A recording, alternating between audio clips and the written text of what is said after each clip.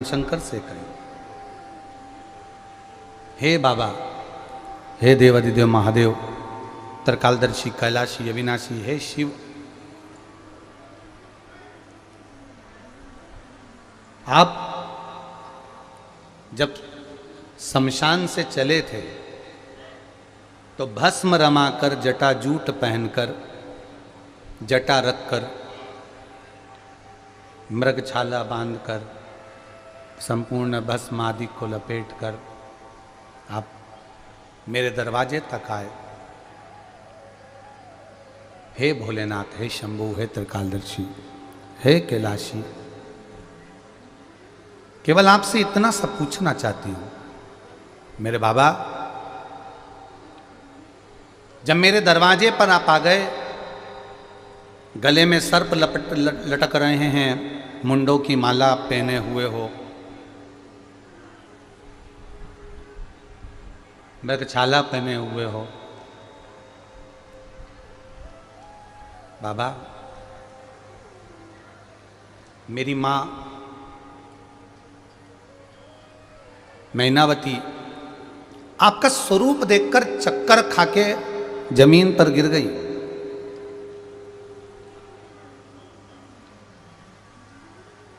मेरी माता चक्कर खाकर जमीन पर गिर गई आपका केवल स्वरूप देखकर, केवल स्वरूप देखकर। तब आपने ये सारा रूप, संपूर्ण रूप आपका, जिसमें भस्म रमी हुई है, जटा बंधी हुई है, मृगछाला पहने हुए हो, सांप, ततैया, बिच्छू धारण करे हुए हो, ये सारा रूप आपने एक चुटकी बजाते ही बदल लिया। एक क्षण नहीं लगी आपको और आपने रूप बदल लिया। और मां मैनावती को आपने अपने स्वरूप का दर्शन दिया, तब मैनावती ने आपकी आरती उतारकर आपको प्रवेश दिया है। मेरे देवादिदेव महादेव कहते हैं माता पार्वती जी से,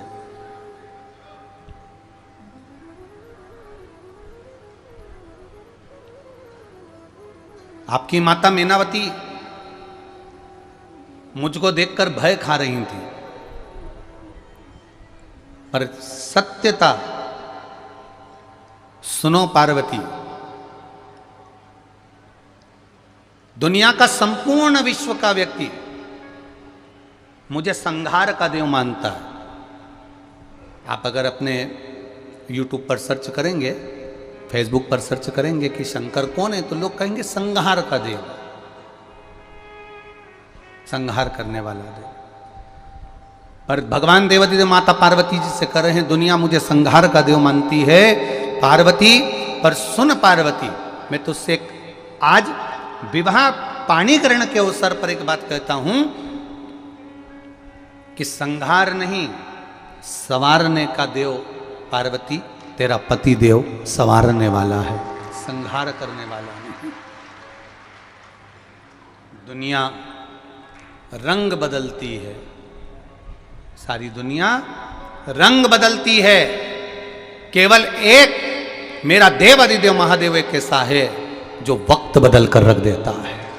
केवल एक देवादिदेव महादेव ऐसा है जो वक्त बदलता है।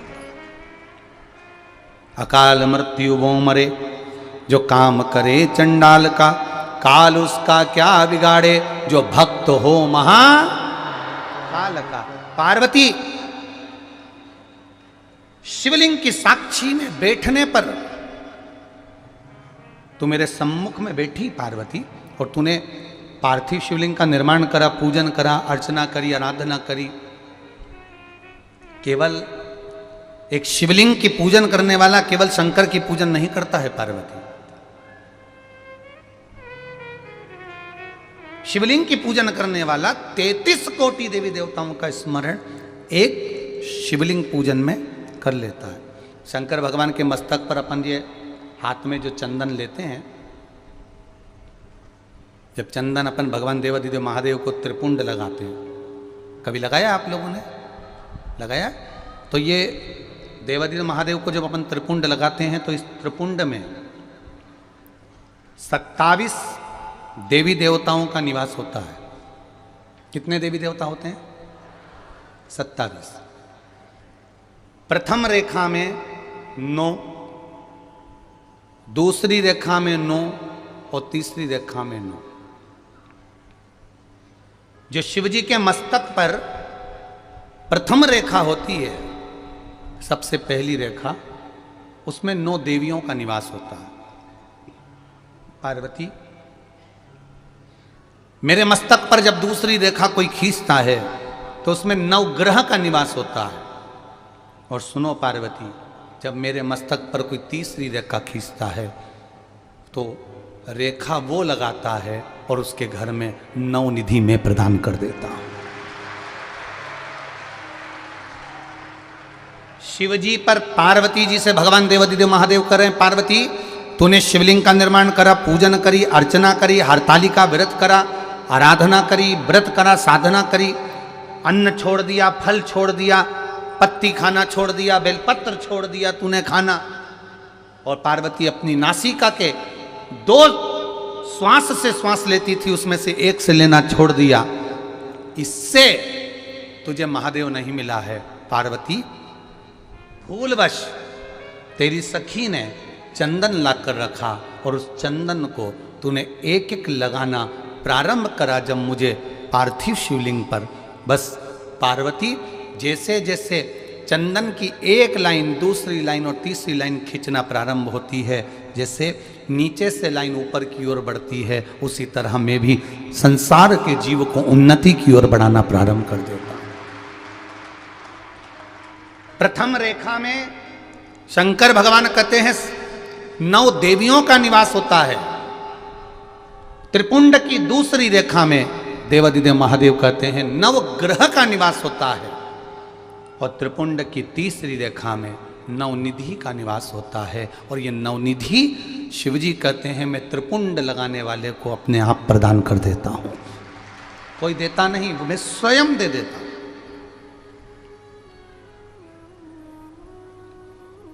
मैं स्वयं देता हूं ये 9 निधि। वो हनुमान जी के लिए भी कहते ना, अष्ट सिद्धि नवनिधि के दाता, असबर जानकी माता, राम रसायन तुम्हारे पास सदा हो रघुपति। ये नवनिधियां जब मिलती है व्यक्ति को, जब नवनिधियां प्राप्त होती है व्यक्ति को, तो जीव मेरा होते चले जाता है, मेरा होते चले जाता है। अभी यहां कथा कल सुबह 9 बजे से 12 बजे हो जाएगी। टीवी पर कथा कल की 1 बजे से 4 बजे तक आएगी। 12 बजे यहाँ कथा विराम होने के बाद सब अपने अपने गंतव्य की ओर, अपने अपने घर की ओर चल देंगे। ये कथा विराम होने के बाद में 28 फरवरी से 6 मार्च तक शिव महापुराण की कथा बेटमा, इंदौर के पास में बेटमा में प्रारंभ हो जाएगी। उस बेटमा की कथा को 1 बजे से 4 बजे तक आस्था चैनल पर अपन सुनेंगे, देखेंगे। उस कथा का नाम अभी तक नहीं दे पाए, पर उस कथा का नाम नवनिधि शिव महापुराण की कथा रहेगी। वो कौन सी नवनिधि है? उन नवनिधि का जन्म कहां पर हुआ है? वो कौन सी नवनिधि है जिसका स्मरण बार बार हनुमान चालीसा में आता है, शिव चालीसा में आता है, गायत्री चालीसा में आता है, सरस्वती चालीसा में आता है, राम रक्षा स्तोत्र के अंतर्गत आ जाता है। वो कौन सी नवनिधि है? हम सुनते तो हैं अष्ट सिद्धि नवनिधि के दाता, असबर दीन जान। हम कह रहे हैं कि नवनिधि होती, पर नवनिधि कौन सी नवनिधि? वो भी तो हमें समझना है कि नवनिधि है कौन सी आखिर वो। तो बेटमा की कथा का नाम क्या है? जम के बोलो जरा। नवनिधि शिव महापुराण कथा, हम उसको जाने। हमने केवल जिंदगी में एक ही निधि देखी है, बाकी की तो हम देख ही नहीं पा रहे। हम उस निधि को जानने का प्रयास करें। तो यहां शिव तत्व कह रहा है, शिव महापुराण की कथा करी। शिव जी के त्रिपुंड में 27 देवी देवताओं का निवास होता है। 9 देवी, 9 ग्रह और 9 निधि शिव के त्रिपुंड में निवास करती है। शिव के त्रिपुंड।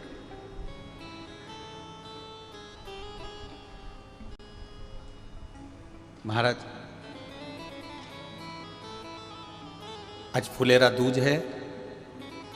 आप सभी को, पूरे विश्ववासियों को पहली बार शंकर भगवान पर आज ही के दिन धतूरा चढ़ा था, उस फुलेरा दूज की आपको बहुत बहुत बधाई। संपूर्ण विश्ववासियों को आज बहुत बहुत बधाई।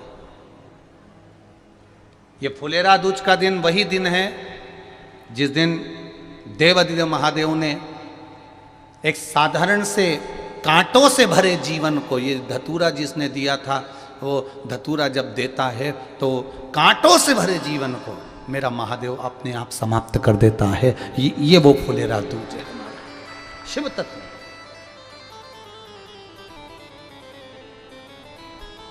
आप लोग सब कुबेरेश्वर धाम आए हुए हो।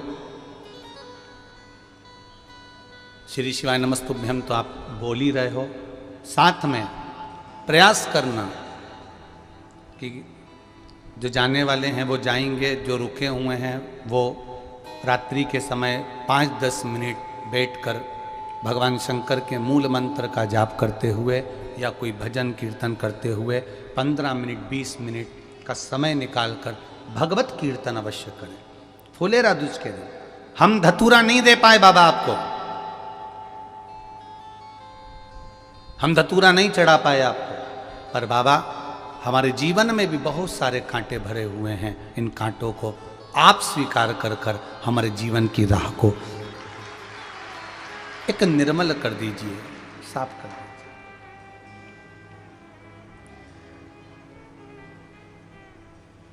शिव तत्व को जाने।